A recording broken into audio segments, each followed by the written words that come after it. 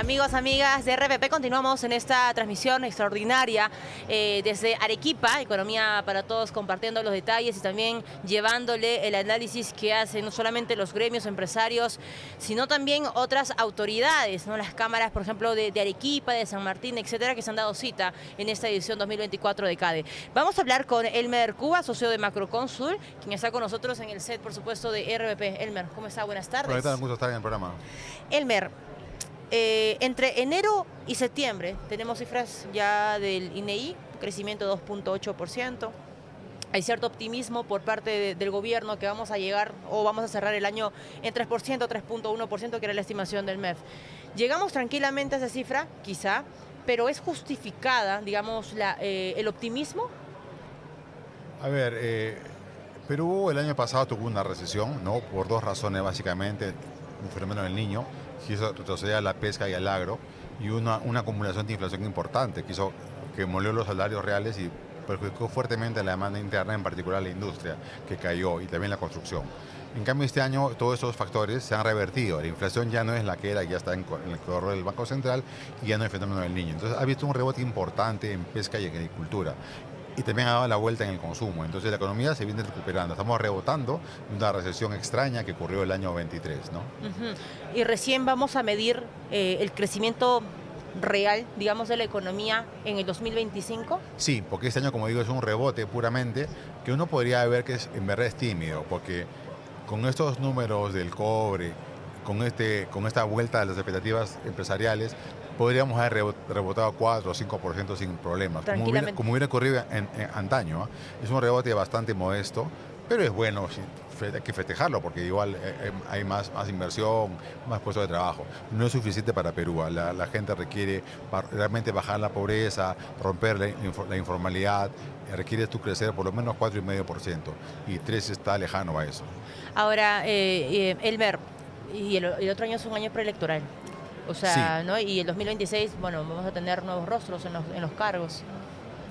Sí, correcto. Y eso efectivamente va a inhibir un poco que el rebote se mantenga a esta velocidad, ¿no? Nosotros en Macrocónsul esperamos un crecimiento de alrededor de 2.4% el próximo año, ¿no? Okay. Que es un año, que esa velocidad es la normal, es la que Perú tiene en los últimos 10 años. Sin hacer nada. Recordaba a Julio Velarde diciendo: con los brazos cruzados normalmente crecemos 2.5%. Sí, que es la tendencia normal de Perú, que es mala también, dicho sea de paso. Claro. No, es menos que el mundo. Usualmente un país como Perú, que está en desarrollo, siempre esos países en desarrollo crecen más que el promedio mundial, justamente para no desarrollarse. Y era Perú ese país hasta el 2014. A partir de ese año, en los últimos 10, ya hemos crecido menos que el mundo, ¿no? Esa es un poco la desgracia de no seguir con un buen modelo. Ahora, el tema geopolítico también es muy importante, ¿no? El triunfo de Donald Trump en Estados Unidos, esas declaraciones que ha dado, digamos, con los aranceles en México y etcétera, el megapuerto de Chancay, y de repente, no sé si cierta preocupación que eso lo pueda generar a Estados Unidos, ¿nos podría golpear, Elmer, a la economía peruana? Sí, buen punto. Trump tiene en la economía 3 movidas, ¿no? Una es subir aranceles, que eso va a aumentar el IPC en Estados Unidos, la inflación también, y puede hacer que el FED no baje la tasa tan rápido. Eso sí no va a afectar. La otra medida es bajar los impuestos en Estados Unidos. ¿Eso por qué es importante? Porque aumenta el déficit fiscal de Estados Unidos y aumenta el riesgo de Estados Unidos. Entonces la tasa de interés de largo plazo también sube. Y eso también nos afecta. O sea, en otras palabras, esas dos movidas, aranceles y bajar los impuestos, te suben toda la curva de interés del tiempo, o sea, corto plazo, mediano y largo. Y eso sí afecta a Perú, encarece el crédito de todos los plazos. Entonces, eso por un lado. Por otro lado, la tercera medida de Trump es sacar rápidamente del país a los ilegales, ¿no? Hay más o menos 12 millones de ilegales. No hay manera de sacarlos tan rápido. Pero si lo hiciese, también aumenta el IPC, porque esos trabajadores, al irse, ¿no?, hacen que el salario suba y también suban los precios. Que justamente la gente que ha votado por Trump no quiere que suban los precios. Él ha ganado en parte, ¿no?, por su discurso antiinflacionario. Y él no puede hacer políticas que van a afectar justamente los precios, donde puede perder rápidamente el apoyo que ha tenido. Entonces, vamos a ver si cumple su palabra. Pero ya lo que ya viene ocurriendo en los últimos días, de que ya se sabe que él es presidente, el mercado ya reaccionó. O sea, el dólar, por ejemplo, ya se apreció en el mundo, ¿no? Ya es más caro contra el euro, el yen, la libra esterlina o el sol o el peso colombiano. El dólar ya se apreció. Dos, las tasas ya subieron, ¿no? Las de mediano plazo. Y el cobre ya cayó.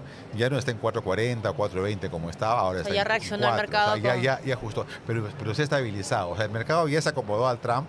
Hay que esperar lo que va a hacer. Si dice lo que va a hacer, ya se ajustó el mercado. O sea, Bueno, ya ocurrió. Igual ya lo conocían, o sea, es la segunda gestión, Sí, más pero o menos ahora, sabían por dónde iba, ¿no? Claro, pero ahora se espera que él realmente lo haga, porque es un Trump, digamos, ya con esteroides, ¿no? Tiene ya su segundo gobierno. Claro. Ahora, Elmer, regresando al análisis de la economía peruana, ¿cuáles son los sectores que han... Lo de Chancay me preguntaste, no me preocupa esa amenaza, porque en verdad la base exportadora peruana a Europa y a Estados Unidos es Callao, ¿no? Callao tiene una capacidad hoy día de casi 3 millones de TEUs, Chancay tiene 1. Y Chancay está pensado para el comercio con el Asia, no está pensado para el comercio con Estados Unidos. Entonces esa amenaza en verdad no nos afecta en nada, ¿no? Ok, pero si nos acerca, digamos, a un mercado con una demanda bien potente, como la asiática, con el megapuerto. El comercio mundial está en esa zona y hay que estar ahí. Ajá. Ahora, regresando justamente a esa pregunta que te hacía Elmer, ¿cuáles fueron los sectores económicos que han tenido un buen desempeño en este 2024? Pesca es uno de ellos que claramente cambió el color de rojo a azul, la pesca ¿no? ha vuelto a la normalidad. No es que sea un boom tampoco. En un año con baja población de anchoveta, ahora se ha capturado lo que siempre se captura en un año normal, ¿no? Entonces ya ha vuelto a la normalidad.